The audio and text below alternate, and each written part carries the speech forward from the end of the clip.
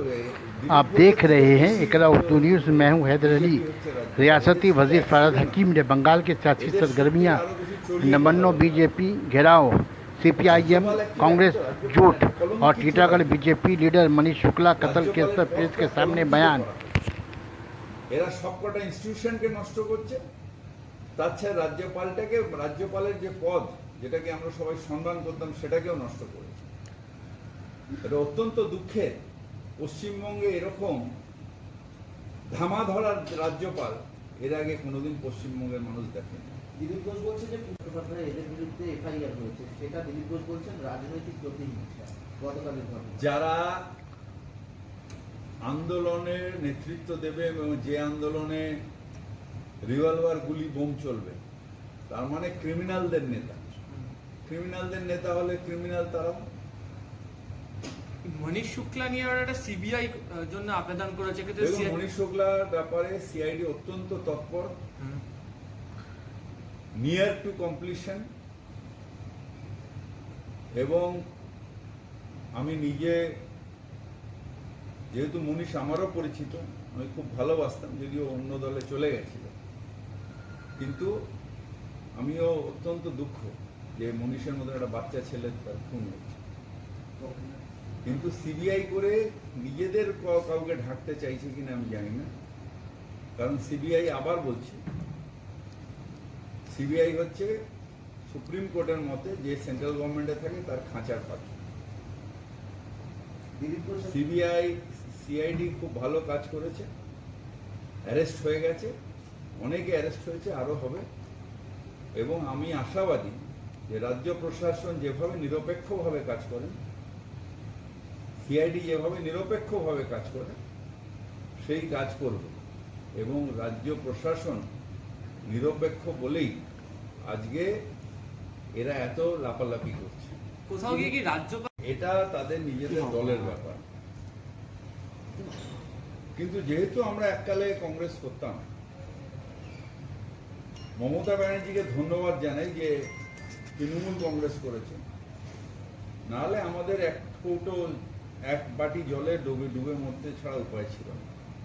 কারণ যে সিপিএম আমাদের 50,000 কর্মী খুন করেছে, আমরা রোজই প্রায় কাঁধে করে হয় কবরস্থানে নয় শ্মশানে গেছি। সেই সিপিএম এর সাথে তখন ছিল বি টিম, এখন হয়ে গেল এ টিম। আমাদের কিছু বলার নেই, করলে ভালো, তারা নিজেরা লড়ুক। আমরা আমাদের দল, মানুষের কাছে আমরা আছি, মানুষের সাথে আছি, মানুষ আমাদের সাথে আছে। আমাদের কাছে বিজেপিও কিছু না, আর এরা জোট করলে এটাও কিছু না। আজকে বিজেপির পক্ষ থেকে গতকালের ঘটনায় পুলিশি অত্যাচারের প্রতিবাদে মৌন মিছিল করা হয়েছে দিলীপ ঘোষের নেতৃত্বে। দেখুন, নাটক ওরা করছে, নাটক করুন। পুলিশ তার নিজের কাজ করেছে। হুলিগেন, যারা হুলিগেন, তাদের আটকানোটা পুলিশের কাজ, সেই কাজটাই তারা করেছে। যেহেতু খুব বেশি লোকজন ছিল না, তাদের এই অরাজকতার সৃষ্টি ছাড়া উপায়ও ছিল না। আমরা এর আগে আমরাও বহু আন্দোলন করেছি, কিন্তু যেভাবে বোম রিভলভার নিয়ে এসে আন্দোলন, এটা পশ্চিমবঙ্গের ইতিহাসে এর আগে হয়নি। আমরা শুনেছি এটা এরকম দিল্লিতে হয়েছে, এরকম আহমেদাবাদে হয়, এরকম ইউপিতে বিভিন্ন জায়গায় হয়েছে, কিন্তু পশ্চিমবঙ্গে এরকম বোমগুলির নিয়ে আন্দোলন এটা কখনো হয়নি। দেখেনি, নন্দীগ্রামের আন্দোলন দেখেনি, সিঙ্গুরের আন্দোলন দেখেনি, মমতা ব্যানার্জিকে সাথে পুলিশ কি ব্যবহার করেছে দেখেনি, নিয়ে এসে সেকেন্ড হুগলি ব্রিজে ফেলে দিয়ে গেছিল দেখেনি, নেত্রীর মাথায় চোট মারা দেখেনি। এরা একটুখানি নাটক করে সেটাকে দিয়ে বড় ডিভিডেন্ড করার চেষ্টা করছে। বাংলার মানুষ এত অবুঝ নয় যে তাই এরা যা নাটক করবে সেটাই বিশ্বাস।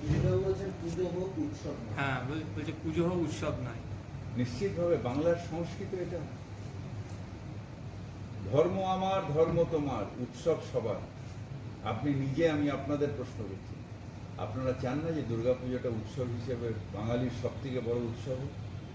হাজার হাজার মানুষ, আমরা এবার করোনা আছে, নিশ্চিতভাবে আমরা সবাই সতর্ক থাকবো, কিন্তু মানুষ রাস্তায় নেমে উৎসব পালন করে। শুধু অঞ্জলি দিলাম আর বাড়ি চলে গেলাম, দুর্গাপুজো হয়? এটা কি দুর্গাপুজো?